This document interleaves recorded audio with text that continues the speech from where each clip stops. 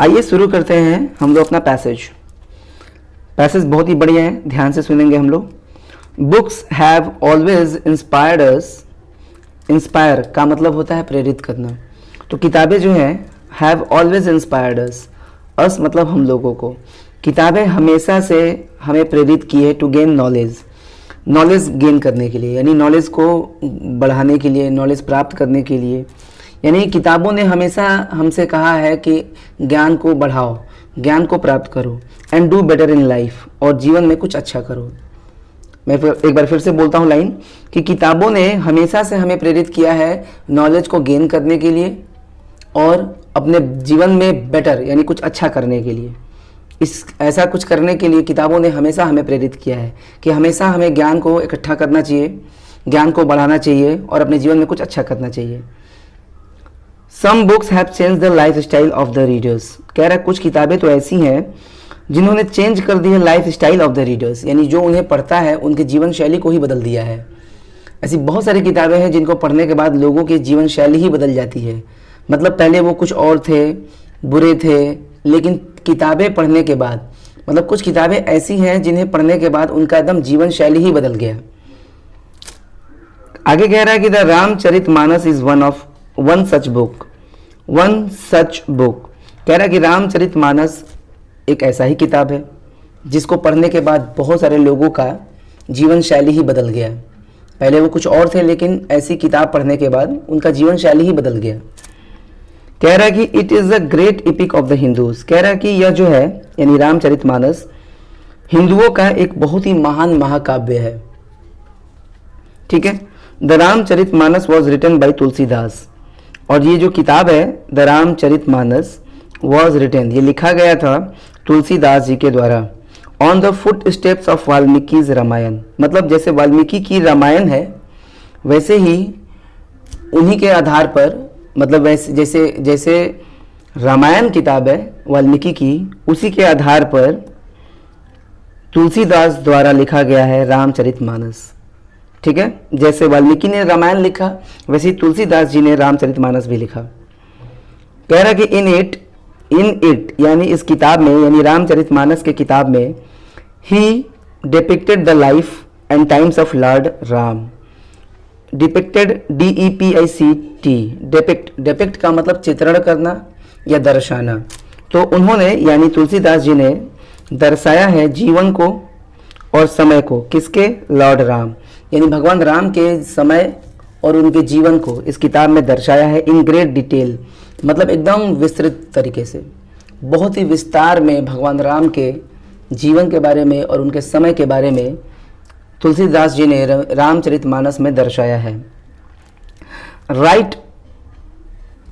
Right from the times of his ancestors. Ancestor का मतलब होता है पूर्वज। मतलब तुलसीदास जी ने चित्रण किया है, दर्शाया है भगवान राम के जीवन और उनके समय के बारे में। Right from the times of his ancestors मतलब उनके पूर्वजों के समय से ही। मतलब उन्होंने सिर्फ लॉर्ड राम के बारे में नहीं बल्कि उनके पूर्वजों के बारे में भी उस रामचरितमानस में बताया है। यानी उस समय से बताया है उस रामचरितमानस की किताब में जब उनके पूर्वज भी थे, तो उनके बारे में भी रामचरितमानस में दर्शाया गया है तुलसीदास जी के द्वारा। कह रहा है कि it is mirror of our culture and society. कह रहा है इट मतलब रामचरितमानस इज मिरर, एक आईना है, एक दर्पण है, of our culture and society, हमारे संस्कृति और समाज का, विच प्रिवेल्ड। ठीक है, जो प्रचलित था, प्रिवेल का मतलब प्रचलित होना, इन दोज एंशियंट टाइम्स, उन प्राचीन समय में जो कल्चर, जो समाज प्रचलित था उसका यह किताब आईना है, दर्पण है। मतलब अगर आपको उस समय का, प्राचीन समय का जानकारी यदि चाहिए आपको, तो आप अगर रामचरितमानस पढ़ते हैं तो समझ लीजिए कि उस प्राचीन समय के कल्चर और सोसाइटी यानी संस्कृति और समाज का दर्पण है। अगर आप इस किताब को पढ़ते हो तो आप उस समय के बारे में, उस समय में जो जो चीज़ें हुई हैं उन सब के बारे में आराम से, आसानी से समझ सकते हैं। कह रहा है आगे कि it teaches us the noble qualities. Noble का मतलब अच्छी, क्वालिटीज़ मतलब गुण। इट का मतलब रामचरितमानस। ठीक है, रामचरितमानस हमें सिखाता है, टीच मतलब सिखाना या पढ़ाना, द नोबल क्वालिटीज़ अच्छे गुण, लाइक सेल्फ सेक्रीफाइस, ठीक है ना, त्याग सिखाता है हमें, फेथफुलनेस वफादारी सिखाता है, भक्ति सिखाता है, करेज साहस सिखाता है, पाइटी पाइटी का मतलब ईश्वर भक्ति सिखाता है हमें, डिटर्मिनेशन संकल्प सिखाता है कि मतलब जो मैं करना चाहूँ मैं कर सकता हूँ अगर मैंने ठान लिया हो तो, एंड परसिवियरेंस का मतलब निरंतर प्रयास। इतनी सारी चीज़ें ये रामचरितमानस हमें सिखाता है। फिर कह रहा है कि इट टीचेज अस दैट, यह हमें सिखाता है कि it teaches us that we can overcome का मतलब विजय पा लेना, ठीक है, जीत पा लेना या किसी को हरा देना। तो यह हमें सिखाता है कि we can overcome any hurdles का मतलब बाधाएं, in life if we work hard. यह किताब हमें सिखाता है कि अगर हम मेहनत करते हैं तो हम जीवन में कुछ भी पा सकते हैं या किसी भी बाधाओं को पार कर सकते हैं, उस पर विजय प्राप्त कर सकते हैं यदि हम मेहनत करते हैं तो, ठीक है। तो ये हमारा पैसेज था, बहुत ही सिंपल सा पैसेज है, ठीक है। अब हम इस पैसेज पर आधारित कुछ प्रश्न देखेंगे, आइए देखते हैं। कह रहा है कि what have always inspired us to gain knowledge. कह रहा है कि ऐसी कौन सी चीज़ है, what have always inspired us, ऐसी कौन सी चीज़ है जो हमें हमेशा प्रेरित की है टू गेन नॉलेज को बढ़ाने का, ठीक है। मतलब ऐसी कौन सी चीज़ है जो हमें नॉलेज गेन करने के लिए प्रेरित की है। तो 4 ऑप्शन है, कॉपीज़ है, बुक्स है, मोबाइल्स एंड डॉक्टर्स है। तो हमारा आंसर है बुक्स, क्योंकि बुक्स के बारे में ही चर्चा हो रही है। बी होगा आंसर हमारा पहले का। अगला है हमारा, which holy book has been mentioned in the passage. Mention का मतलब होता है उल्लेख करना, तो कौन से पवित्र किताब के बारे में उल्लेख किया गया है इस पैसेज में। The Gita, the Quran, the Bible, the Ramcharitmanas. क्योंकि चारों किताब होली बुक हैं, पवित्र ग्रंथ है, लेकिन पैसेज में डी नंबर यानी रामचरितमानस के बारे में बताया गया है। फिर कह रहा है कि what is the meaning of hurdle. देखो वर्ड पावर से भी क्वेश्चंस आ जाते हैं पैसेज में। तो कह रहा है कि what is the meaning of hurdle, ठीक है। तो हर्डल का हिंदी मैंने आपको बताया था बाधा।